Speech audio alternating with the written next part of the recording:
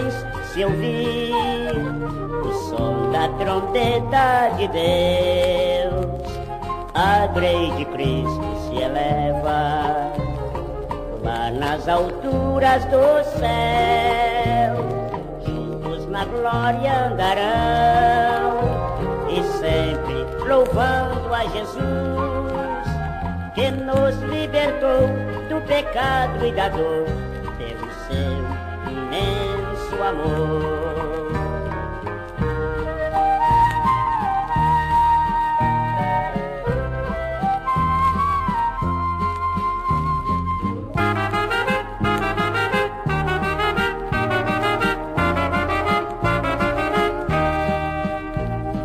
Nova alegria terá quem segue o Salvador,